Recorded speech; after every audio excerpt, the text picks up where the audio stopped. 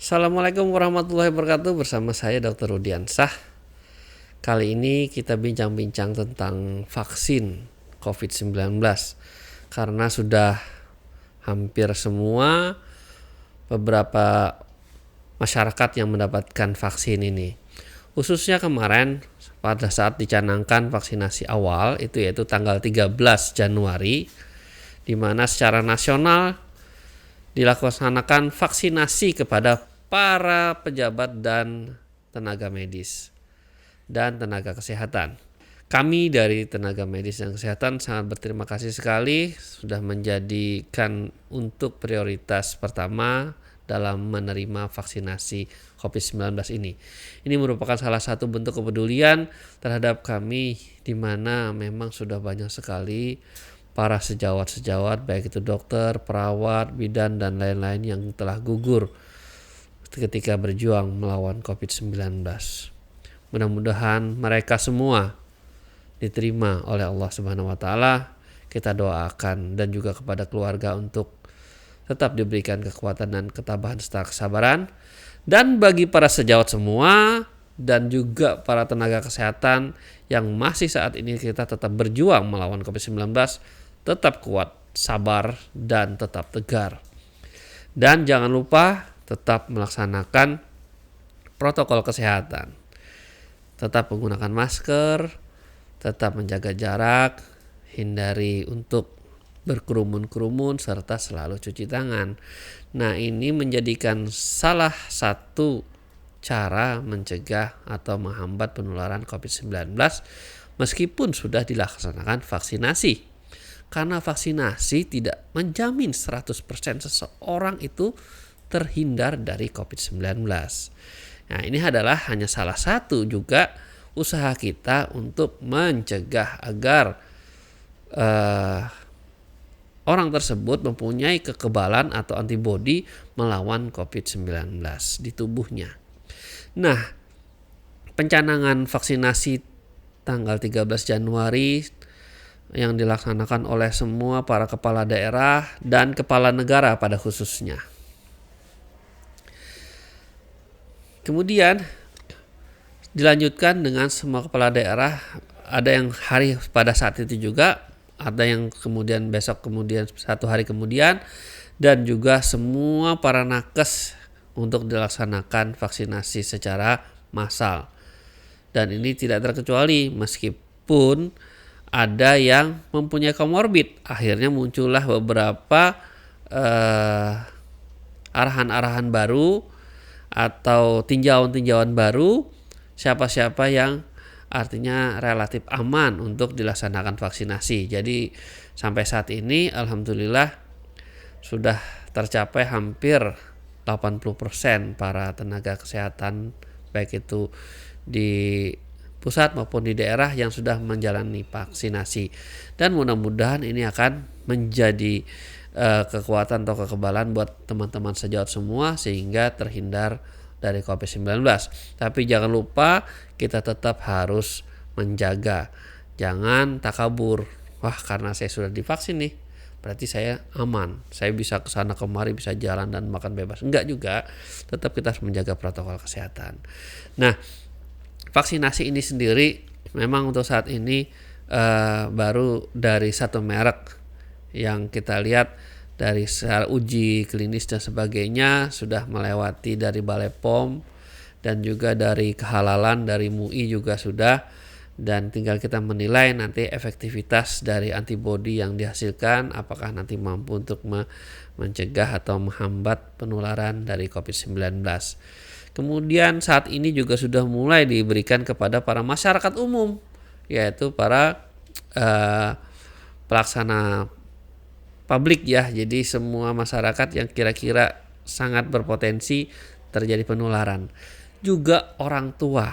Nah, ini salah satu juga kepedulian kita terhadap masyarakat khususnya para lansia.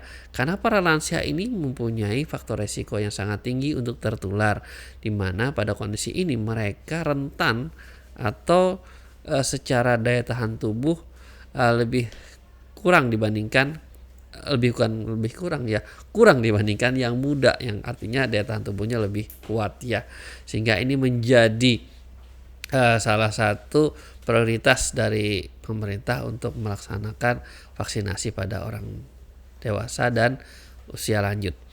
Nah, gimana sih, apa yang terjadi sih vaksinasi ini? Kenapa kira-kira mampu bisa mencegah penularan sebagainya?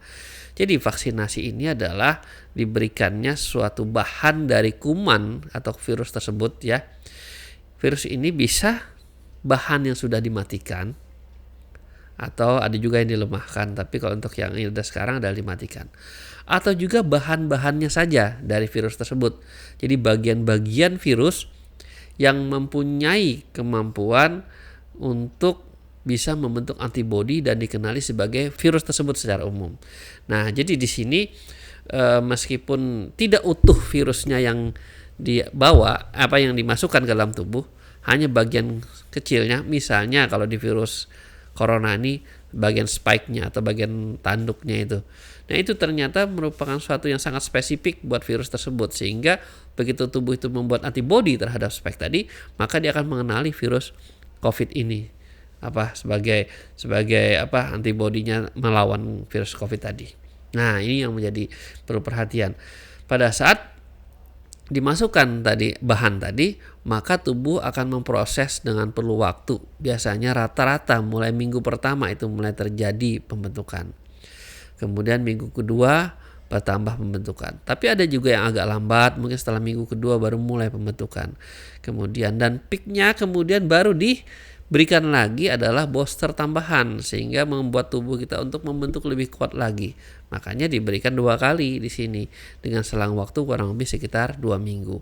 Boleh lebih, boleh. Pada orang tua kita berikan 1 bulan atau 28 hari atau 4 minggu. Karena mungkin proses tubuh pada lanjut usia ini perlu waktu ya untuk membentuk antibodi tadi. Pada saat dia mulai naik di booster, naiknya jadi lebih cepat. Nah, kapan kira-kira antibodi itu kira-kira cukup untuk melihat bahwa dia mampu untuk membantu melawan kuman tadi, virus tadi? Rata-rata yang untuk COVID ini adalah sekitar 28 hari setelah vaksinasi yang kedua itu mulai peaknya naik. Meskipun biasanya 2-3 minggu setelah kita vaksinasi yang kedua itu biasanya udah muncul kelihatan angkanya. Nah, tapi kalau Anda menanya, mampu nggak kira-kira melawan? Bisa nggak dia akan menahan serangan dari COVID? Kira-kira kebal nggak orang tersebut? Belum tahu. Kenapa? Karena ini masih baru. Ya, baru. Yang lama aja kadang-kadang kita bingung, jangan-jangan masih sudah bisa melawan atau belum. Ini masih baru sekali, ilmu baru. Jadi harus kita ikutin, kita lihat. Jadi sampai saat ini belum ada jawaban yang bisa memuaskan semua. Perlu proses dan waktu. Tapi dari beberapa penelitian yang sudah dijalankan, tapi belum sampai selesai kan, karena baru 1 tahun.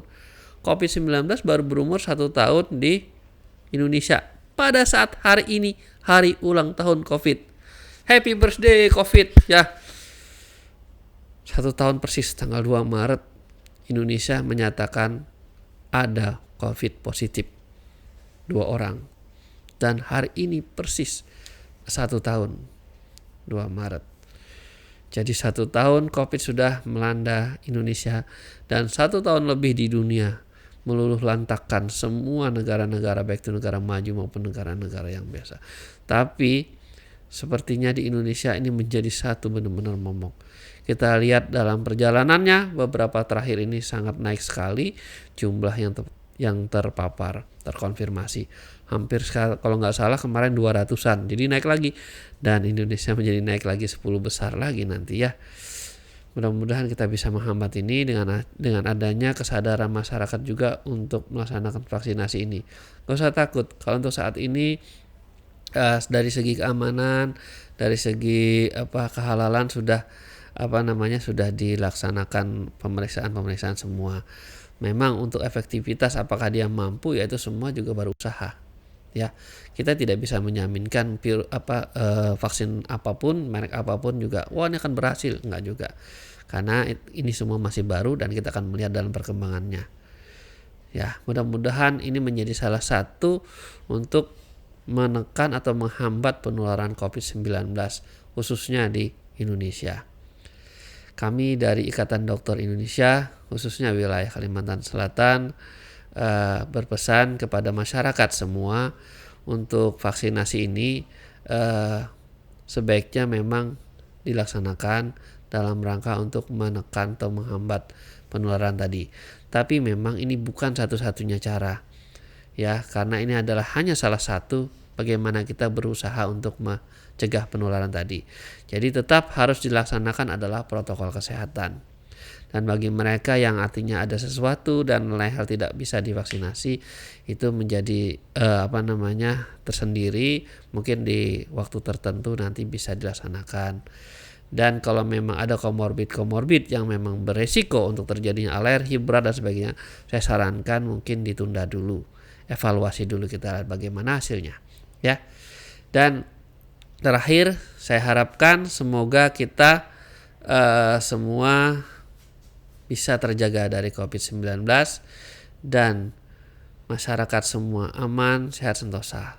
Dan juga bagi para tenaga kesehatan, tenaga medis, para dokter, perawat, bidan, dan apoteker serta lainnya tetap semangat berjuang melawan COVID-19. Dan COVID-19 tetap kita harus berusaha untuk mengenyahkannya dari bumi Indonesia tercinta. Lawan COVID-19, jaga protokol kesehatan.